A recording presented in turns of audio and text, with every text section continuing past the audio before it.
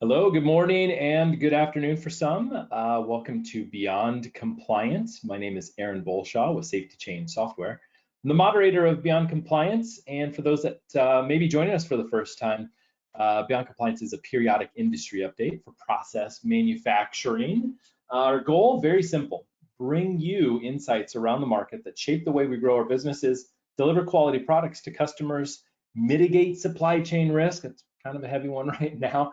And ultimately safeguard our brands while we improve yields and maximize productivity. Sounds simple, but there's a lot to it, and that's why we call on the experts to help us out. So today we're getting into a very cool topic about OEE.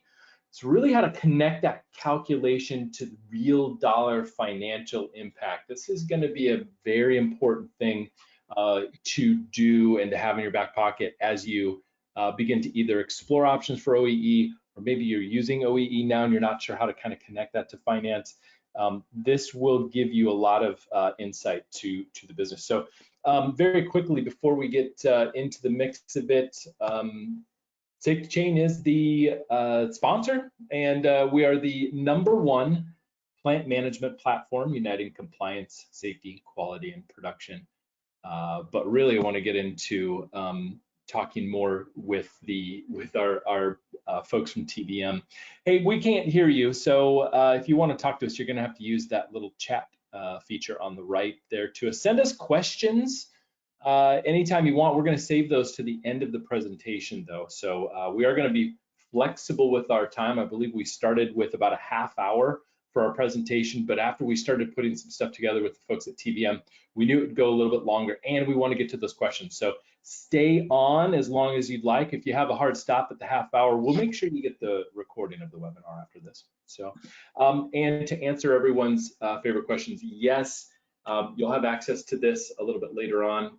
We'll email it to you, but there's also going to be some information and some content that TBM has for us. So stay to the end, we'll have a little bit more information about that. With that, I do want to introduce our panelists today. David Hicks is the Vice President of Maintenance and Excellence Practice Leader for TBM, leading large-scale client engagement, doing operational diagnostics, and with a really strong background in analytics, quality, asset utilization, management systems, and lean transformation. He is the Maintenance Excellence Practice Leader. So, and then next to him virtually is Michael Hatto. He's a Senior Management Consultant on the maintenance and OEE subject matter expert. Again, large-scale client engagement, operational diagnostics, but his particular niche is in obviously operations, lean manufacturing, second, third party, of course, TPM, setup reduction, OEE improvement, cell development management system. He actually created the calculator. We're going to see a screen of that a little bit later on. David and Michael, welcome to Beyond Compliance. Thanks, Aaron. Thank you. Yeah, so this is great. We've been batting this back and forth a little bit. Originally, we were going to say, hey, let's pull up this calculator and let's get into it. We kind of felt together, we sort of said, this is going to be so specific to one case. We wanted to back up a little bit, really connect the dots in a broader sense to how OEE impacts finances to give our audience here Beyond Compliance that tool. So I'm happy that you're both joining us again. And to start out, what I'd ask, we also have Angela on the line. Will you give us a little, before we get into the heart of this, tell us about TBM. Yes, thank you. We're a global operations and supply chain consulting firm. We've been around about 30 years. Some of you may know us, others may not. We brought a lot of, initially we have a very strong DNA in lean and a rich heritage there.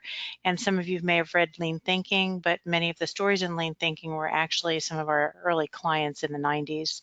Our consultants come largely from the operations and lean space.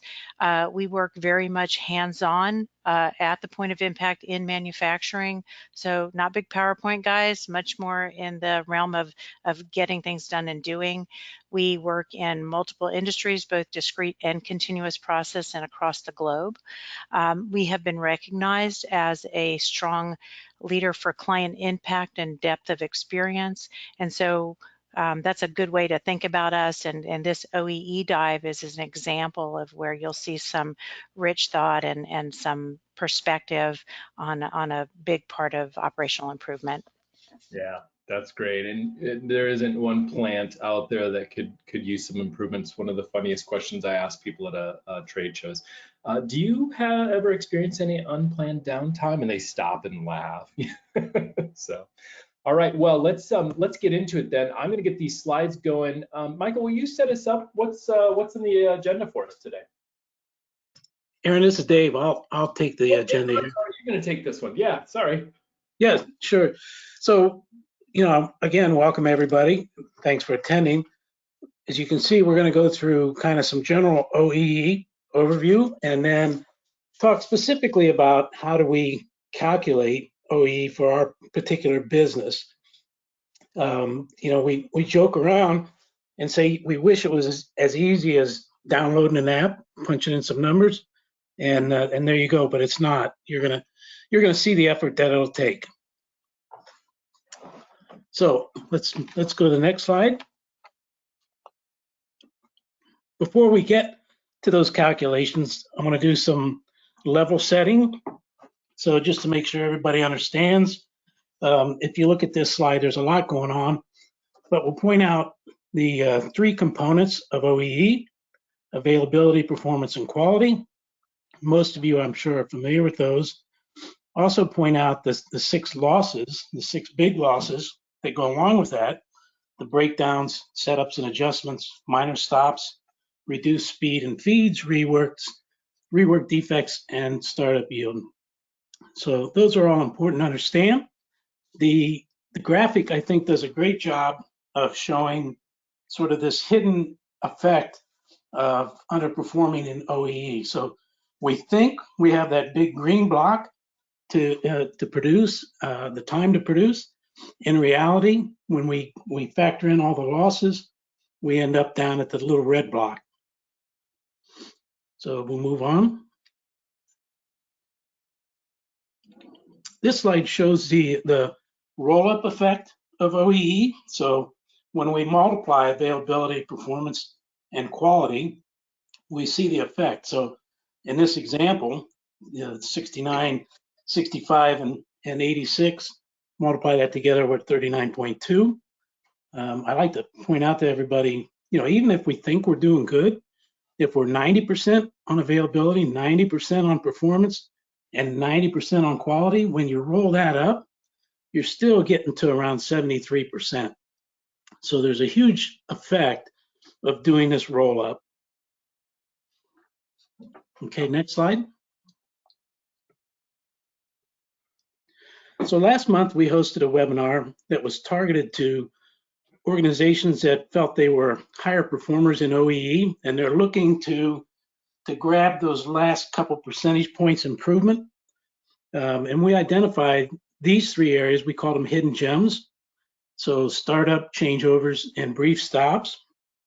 After today, when my colleague Mike Haddows explained to you how to calculate the financial impact of OEE on your organization, I would encourage you to come right back to this slide and start to look for these areas of improvement. And I believe this webinar is online still at Safety Chain's website. You can go back and listen to that, and I think get some good areas for improvement. Next slide.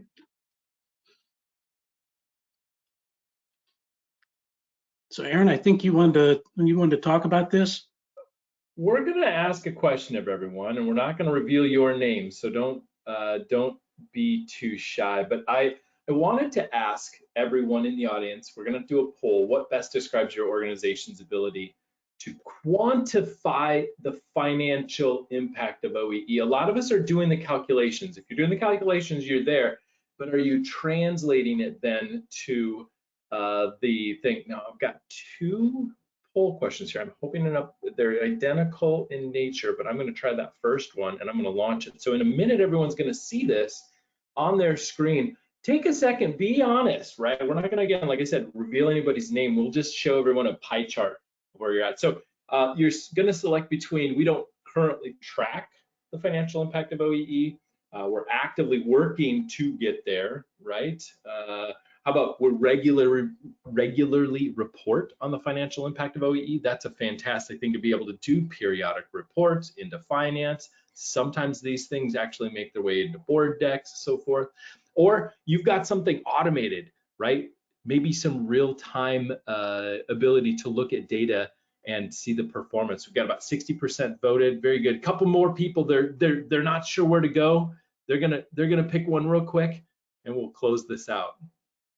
I'm going to share the results, and Dave and Mike, I want to just kind of come back to you and ask you what your thoughts are and what you're seeing. This is everyone with us today.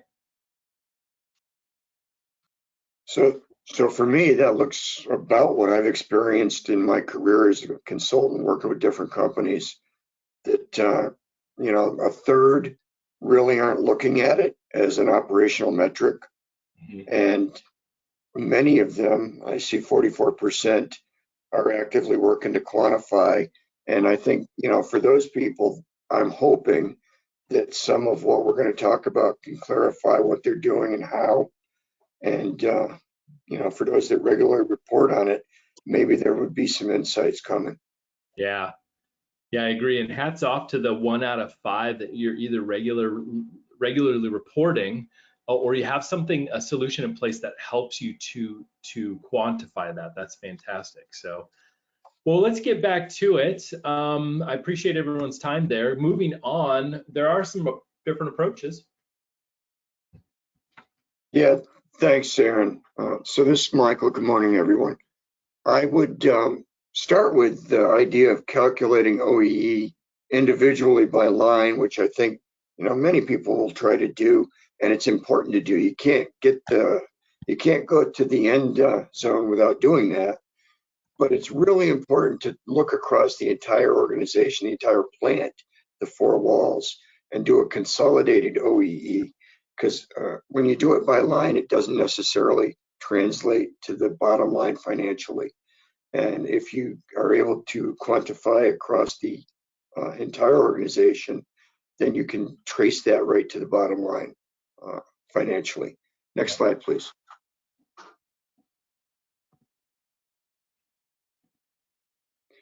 So, you know, there's a few stages in this, in the approach we take, and it begins with good preparation. So my recommendation is to go ahead and gather the relevant information, beginning with what's the basis period going to be? Are you going to land on past year, which at some point in the current year becomes less relevant? Are you going to do a trailing 12 month? Are you going to do it by quarter? My preference is trailing 12 month with an understanding of the most recent quarter, and that gives us the most relevant information. And then for that basis period, determine what your cost information is. And this is where we're going to start to think about working with our financial people. But often we can just use the reports that are already generated. When we look at P&Ls, we get the direct labor costs, the energy costs, fixed overhead, indirect labor, etc. So you want to gather all those costs, and you want to be fairly credible and fairly confident in that those things are accurate. Next step would be to capture on the equipment across the organization the calculation basis. So get the information on quality, performance, and availability, as noted in the slide that Dave showed previously. And then garner some agreement within the operations of what the jump-off point is. So try to align the stakeholders. We're going to start talking about stakeholders and alignment within the organization.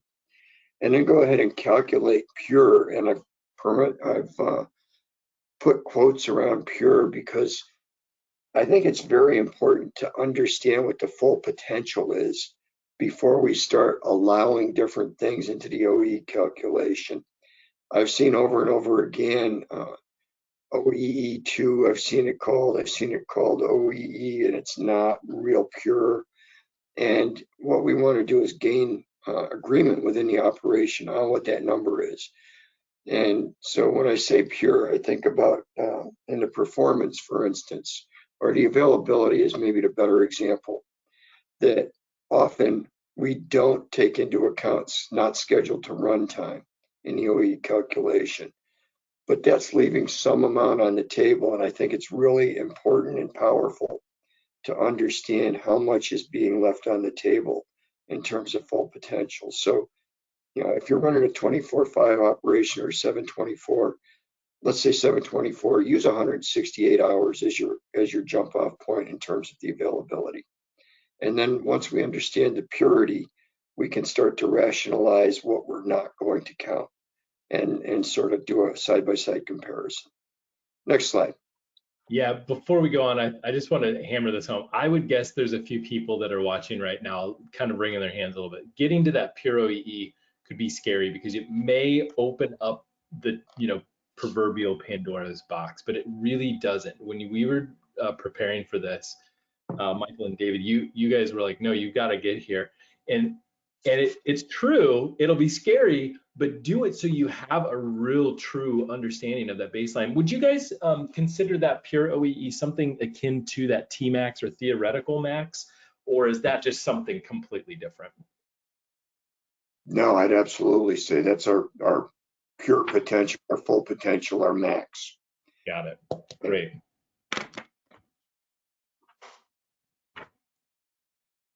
So once I have that pure max, I can start to, as I said earlier, rationalize what I am going to take out, what I'm not going to count, how I'm going to look at it. But once I have that pure max, it starts to disable some of the games that can be played at various levels in the facility or within the corporation with the numbers. And so once we have that, I think it's time to move on and really start to bring the financial representative or the plant controller into the fold and really include them in the thought where from that point onward, use their numbers, step these people through the logic of the value proposition and how that unfolds. And I often, with controllers and client companies, use a Socratic methodology where I start to lay out my case and I talk about, I believe this is true. Do you agree with that? I think this number is X. Do you, or 37. Do you agree with that? And once they've agreed to all these logical steps, I can end up at a value proposition, and there's little doubt that the logic will hold.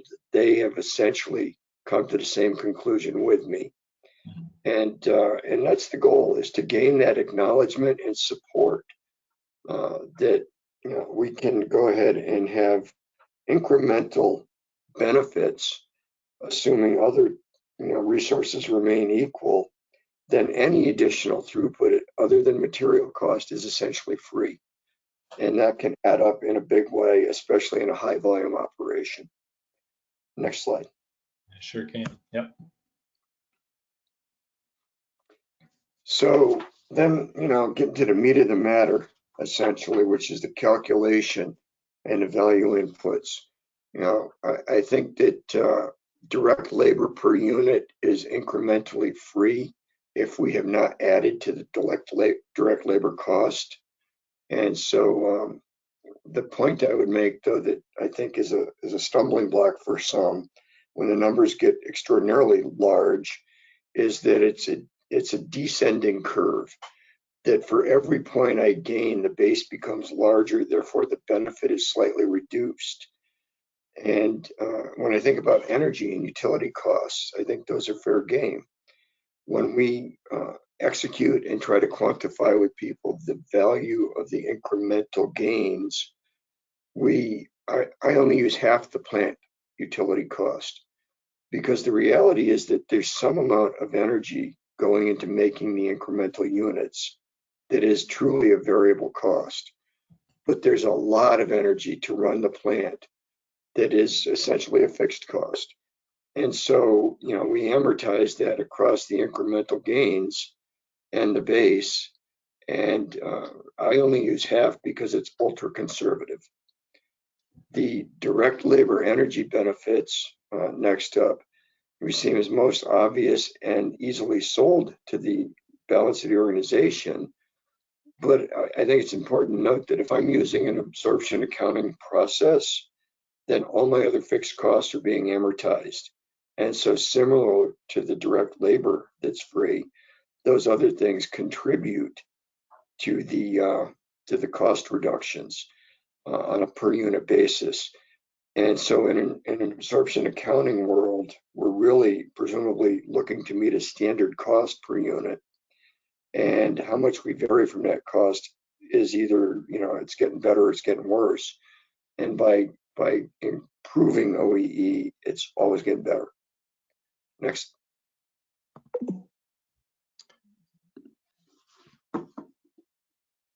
Go ahead. Thank you, Aaron. Yep. So just by way of an example, this is the spreadsheet that we use to calculate what that benefit turns out to be. And I want to reiterate, in every business I've come across, there are slight differences, and in some cases, pretty major differences in what gets counted in what category and how we approach this. So the thinking about the approach and the inclusion of the stakeholders is really, really important to getting to an answer that everybody can agree on. Now, having done that in this example, we note that the baseline OEE was 37%. And at 37%, with the numbers, the numbers in the lightly shaded gray areas on the left in column A are their costs. And so you can see that up above, half the utilities in the direct labor shows a basis of $1.02, 2.7 cents per unit produced. And that as we produce more units, there's a red arrow over on the right that shows the cumulative benefit of all of those 2.7 cent increments added up for the baseline. And as that obviously accumulates in a fairly significant way if you're talking about 1 million or 1.5 million pieces.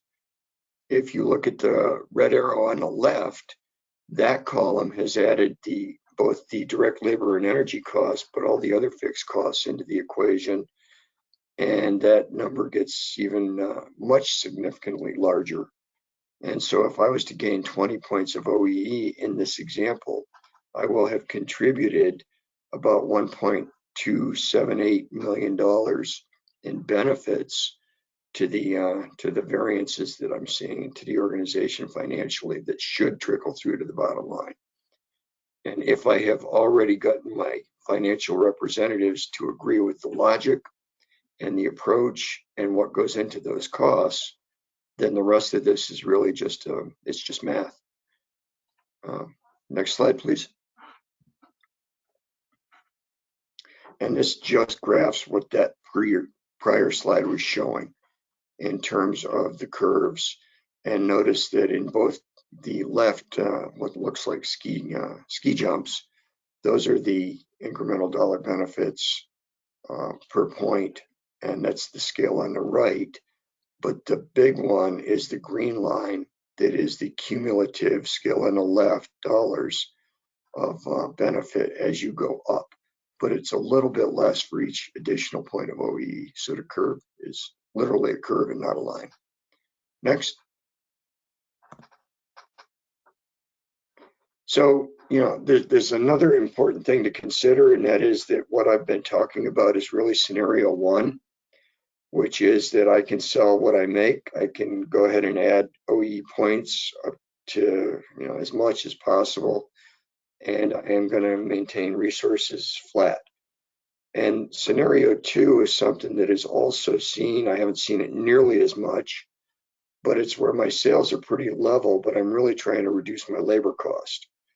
And when I do that, it's really important to try to figure out what the incremental step function is, that maybe I need to improve 10 points of OEE before I can reduce labor because of the nature of the jobs, because of the cost of my labor, whatever that might be.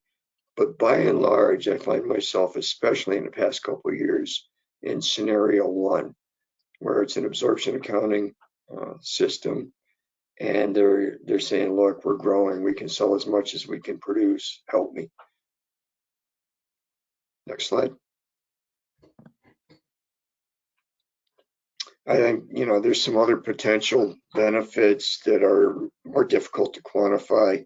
Hidden quality issues, typically in the arena of escapes, customer returns, warranty costs.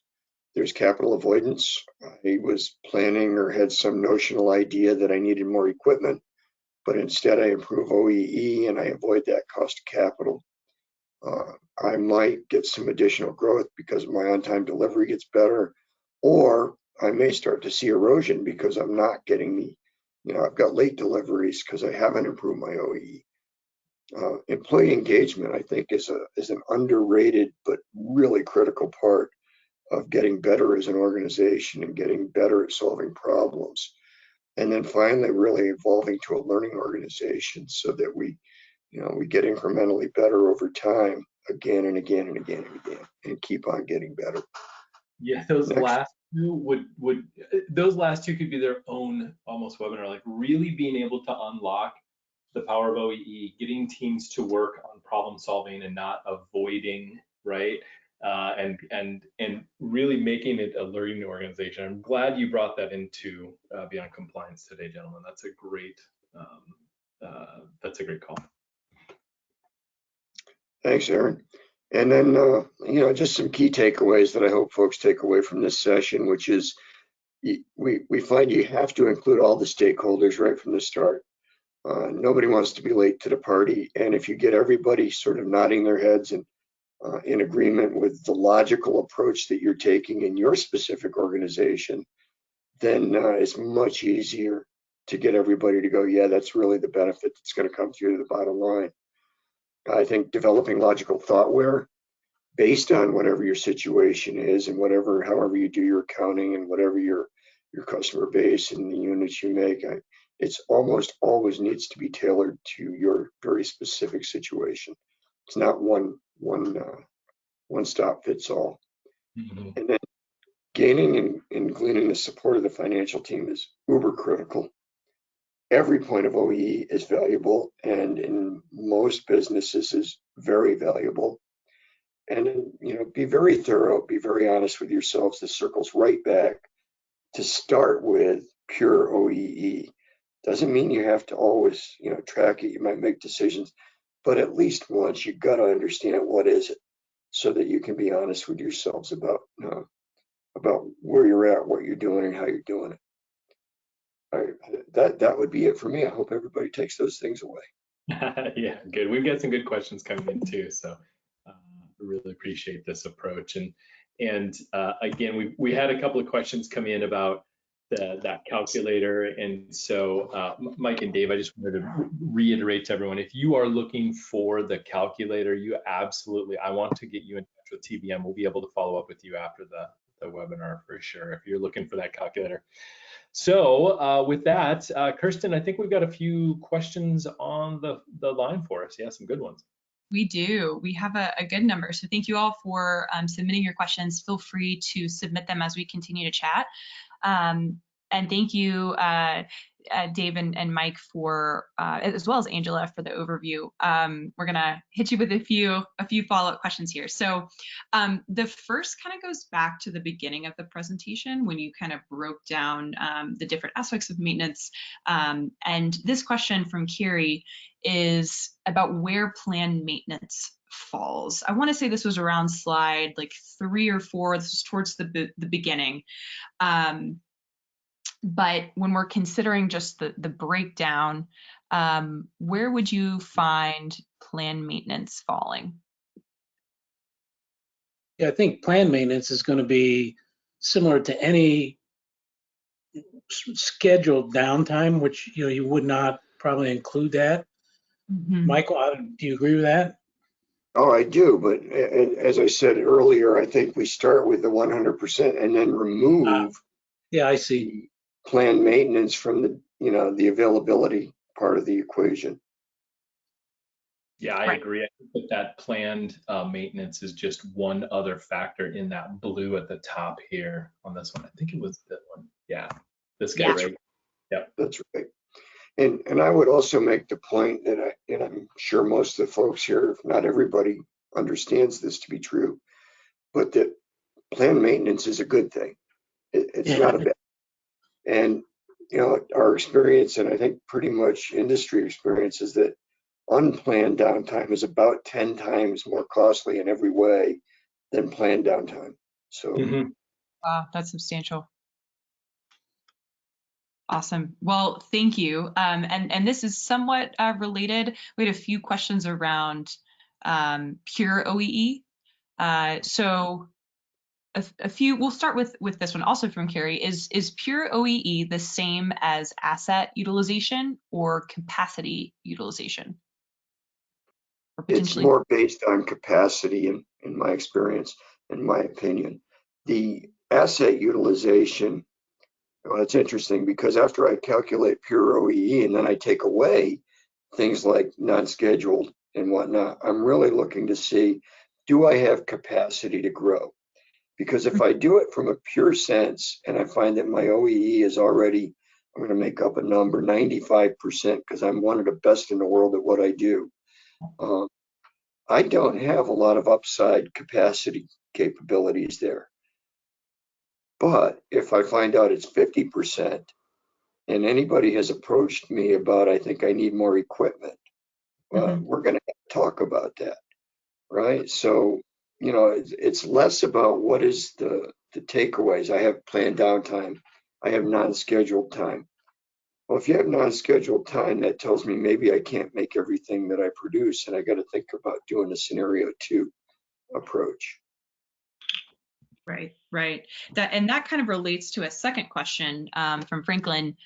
Does the pure OEE metric assume no planned downtime? I think you kind of touched on this just now, but just for clarity's sake, yeah, does that pure OEE metric assume no planned downtime? No, I think it accounts for it, and you have to account for it. But what it does specifically is it highlights these are the elements that I'm not counting. I have, look, I know everybody on this call is pure at heart, if you'll pardon the allusion to pure, but I have been in manufacturing about 43 years, and I will tell you that if I have a way to make a metric look a little better, I'm going to try to do that. And if I don't start with my operational time, let's say a 7-day, 24 operation, 168 hours, if I don't begin my calculation there and identify that I had non-scheduled downtime of 10 hours, and instead I start my calculation at 158 hours and don't consider the non-scheduled downtime, I'm missing a piece of information. And I really want to have all the information when I'm making decisions in my operation. And you've got some resounding folks, resounding agreement too coming from the audience. Carrie, thanks for your input, saying that you're so right, and pure OEE, excuse me, is critical. So that's a good assessment. We have a few more questions, so I'm going to keep this rolling here. And thank you all again, both panelists and audience, for all of your engagement and your questions and responses. So kind of moving more into the OEE calculation. And again, this is somewhat related. I don't mean for any of these questions to be redundant, but just want to make sure all of these are answered. Sterling asked, you know, should the OEE calculation include total availability or only the scheduled to run time? He wasn't clear, or she wasn't clear about the not scheduled to run time. And I think what you're saying is you would include the total availability, but feel free to expand. No, I think you're exactly right. I include the total availability, but then I would necessarily say, and as a decrement to that, I am not scheduled to run for X number of hours, but now it puts it in front of everybody instead of sort of sweeping it under the carpet. Right, right. And you have that out the gate. Yes. Awesome. Okay. Wonderful, wonderful answer. Also from Sterling, they were confused about the calculate by line or not. They said, if I have numerous CNC machining centers, should the OEE comparison be used to drive improvement? I think the answer is yes. It's so, bottom line, I think it gets it. This is exactly why we would want to look at every client, every company, every plant in its own Entity, right? in its own as an entity, because that's a very difficult question to answer definitively without understanding exactly how things flow through the shop. I think the answer is yes. And I think then the answer from each of those, let's say 5 machining centers, rolls up to some plant level metric, all inclusive. And how exactly to roll that up, and what product flows through what, and is there a value stream, is there not, is it strictly village processing? All of those things come into bearing when you're trying to figure out what's my OEE. Agreed. That's some good insight there. Gonna switch to a slightly different aspect here. We got 2 more questions for you. This one comes from Brian. How do you determine capacity in operations that can run over 100% for a given period, such as days or weeks at a time, at reduced margins? So how to determine that capacity in operations when there's the ability to run over 100% for a given period at reduced margins? I have to admit, I'm not sure I understand how something can run more than 100%. Now, it's more than 100% to standard, likely true, as standards are often, the result of maybe years of so I'm going to jump to my definition of capacity versus capability, switching gears a little bit in an attempt to answer that question.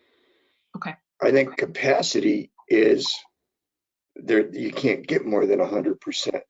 My availability is limited. Obviously, 100% is 100%. It's typically the performance aspect that they can run a little faster, but it's faster than standard, not faster than the equipment can bear. And so when I talk about capacity, it's got to be what is the maximum number, and there's nothing bigger. But if I typically, or my standard is set at 80% of my capacity, then that's really capability I'm talking about, or demonstrated capability. And those are very different things, capability and capacity.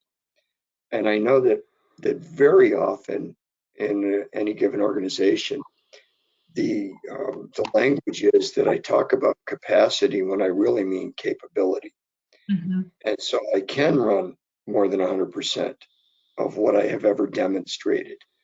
And I'm not, I'm not sure that gets to the heart of that question, but I'm confused a little bit by it, because more than 100% of performance, I don't get it. Yeah. No, I think you're right there. And you've also had a few folks write in that they definitely agree. I think it would be important in that case to really establish the differentiation between the capability and the capacity, and then move from there to really address what that true capacity is based on your capability. All right, so we've got one more question, and this is specific to kind of when you were wrapping up and talking about different scenarios. So how do you handle a scenario with both scenario 1 and scenario 2? And for context, Carrie says, at current OEE level, we are sold out, but if OEE improves, it makes us no longer sold out. So I think that talking specifically about those scenarios that you touched on towards the end of the presentation here, how would you handle that scenario with both scenario 1 and scenario 2? Sure, and actually that one does make sense to me. I can see that happening. I think I would quantify the financial benefit up to the point where I'm no longer sold out. So I'm now, instead of making 1 million units a year, I've now increased my OEE. I can make 1.2 million units a year, and that's my demand. But then beyond that, I can continue to improve my OEE And that's where it flips, if you will. I would reset the financial impact and start working off the constant volume. I've got a couple of different tabs in my model, and one is for constant volume, and that's where you start talking about what's the step function from that point that will allow me to maybe remove some of the labor cost and still meet demand. So I can continue, but the financial equation changes. It's not a smooth curve. It's a step function based on many moving pieces that need to be explored within the situation. Gotcha. Yep. And you'd be looking at a few different factors there. You could move on from setting that. Carrie said that makes sense, and I agree. So thank you so much, Mike. I feel like you tackled most of those questions. Joe Rivera also said thank you so much for your time, and the audience is definitely appreciative of your time and your insight. So that wraps up our questions, and Aaron, I'll toss it right back to you. All right, thanks, Kirsten. I appreciate that. Excuse me. So, all right, this was a really fun crowd, by the way. Mike and David, I know you weren't maybe looking at the questions coming in and stuff, but a very lively group. So I wanted to thank everyone for their attention. But there's some things coming up, designing internal audits, the kind that get past third parties, regulators, and even tough customers. That's coming up. We partner with Mary Nutrasciences for that, so check it out. But I want to remind everyone there's a couple of resources that's still available. So the good folks at TBM partnered up with us last month. We do have a OEE webinar that's available on safetychain.com. That's the last one we did. So if you haven't checked it out, go check that one out, okay? There's also a guide that we made out of that. So it's really nice, good information to have. A couple other things, FSMA Friday coming up February 25th, Psychology of Allergen Labeling. We are with our friends from TAG with that. And then coming up in March, 3 key methods to unlock continuous improvement. So we're going to keep making our plants more productive, much safer, making sure all the compliance is set. Or again, plant management is a big deal. And gentlemen, I really appreciate TBM coming in and contributing again. This has been fantastic, and we hope to hear from you all again in 2022. You guys, Dave and Mike, have a wealth of knowledge we love to tap. So thanks again for joining us. Thank you, Aaron. Yeah, thank you, Aaron. It's been a pleasure.